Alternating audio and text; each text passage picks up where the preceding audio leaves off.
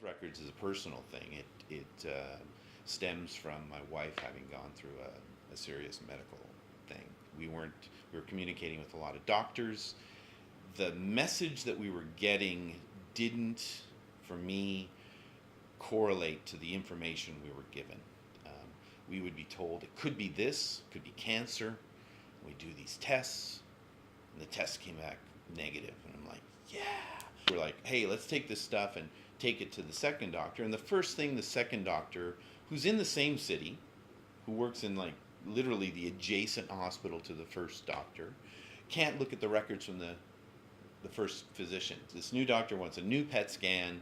She has a different dialogue about how she feels this is the problem, and then claims that it's this new rare cancer. And I'm like, okay, so now I've heard this rare cancer story twice. So she tells me this one oncologist tells me we have this rare form of cancer to deal with. I look it up. I do all these crazy, what everybody probably does is go through Google, find out who's doing the research, and slowly filtered through all of these reports to this group out of MD Anderson in Houston, Texas, and the doctor who's the lead researcher. I packaged everything up. I sent it to his pathology group. They looked at the data and they go, well, this has none of the markers of this. Well, every indication here is that it's not this. Whatever treatment they're proposing, we would say there's no scientific evidence for any type of treatment at this point. Their recommendation was sit and wait, but my wife was afraid, decided to go ahead with the therapy, and she did. And it was not a catastrophic, but a life-changing operation for her. And then she didn't get better. And they said, has your wife seen a gynecologist? No. Why? She doesn't have a problem down there. It's a problem with her breast.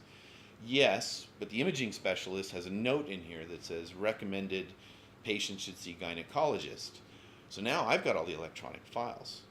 I open the files and I'm like, wow, three-dimensional models, cool. We've got a PET scan and I can see all these little hot spots and things like that. And I read through and I'm supposed to look for red, where the supposed cancer is supposed to be, and there's nothing there. But in the uterus is this massive red ball. So now she's had the operation. She's still sick. I remember the gynecologist thing. I mentioned that to her. We're not having the best relationship at that point because I'm pushing for her to go to these guys in Houston. She has the operation.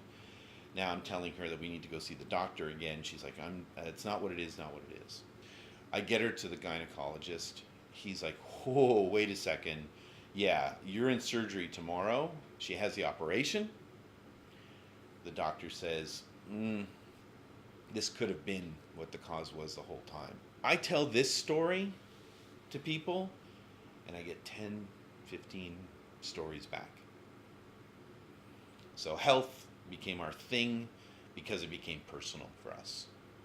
So we're in process of going out and asking for money. And if you as an individual want to join us as a member, you can help us develop this platform by going to dHealthNetwork.io and just hit the join button. So our funding model is come and buy some tokens and help get involved right now.